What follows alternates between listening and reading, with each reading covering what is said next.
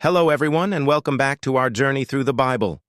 Today, we're diving into the powerful final chapters of the book of Joshua, chapters 23 and 24. This is it, the culmination of a lifetime of leadership, faith, and faithfulness.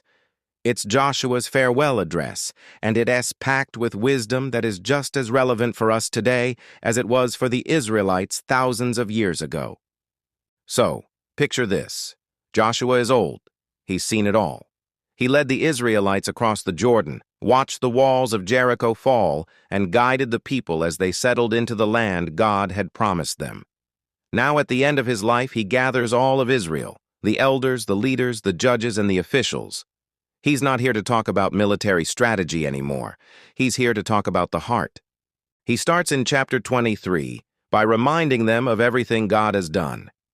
He says, "You have seen for yourselves everything the Lord your God has done to all these nations for your sake. It was the Lord your God who fought for you." He's essentially saying, look back and remember, this wasn't our strength, this wasn't our cleverness, this was God from start to finish. He urges them to hold fast to the Lord and to obey the law of Moses, not turning to the right or to the left. Then comes the warning. Joshua knows human nature. He knows how easy it is to drift. He warns them not to mix with the surrounding nations, not to serve their gods or bow down to them. He paints a stark picture. If they stray, the very blessings they've received will become a snare. God's protection will be withdrawn, and they will perish from the good land he has given them. It's a serious call to remain distinct and dedicated. Now we move to chapter 24, and the scene shifts to Shechem, a place rich with history for Israel. Joshua gathers the tribes once again, but this time, he takes them on a history lesson that goes way back. He starts with their ancestor, Abraham, who lived on the other side of the Euphrates and served other gods.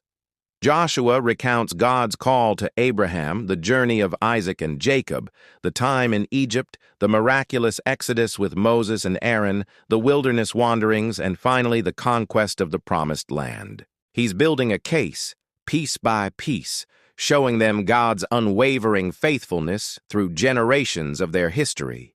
He's reminding them of their identity, an identity forged not by their own merits, but by God's gracious, redeeming actions. After laying out this undeniable evidence of God's goodness, Joshua delivers one of the most famous lines in the entire Bible. He looks out at the crowd and says, "Now fear the Lord and serve him with all faithfulness. But if serving the Lord seems undesirable to you, then choose for yourselves this day whom you will serve. But as for me and my household, we will serve the Lord." Wow. Can you feel the weight of that moment? He isn't forcing them. He's presenting a choice between the false gods of their ancestors or the one true God who has proven himself faithful time and time again. And with his own declaration, "As for me and my household," he sets the ultimate example of leadership.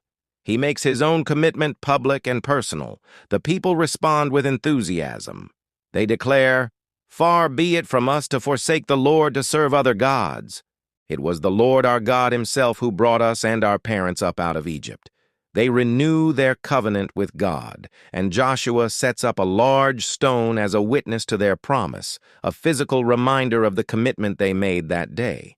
And so, the book of Joshua closes.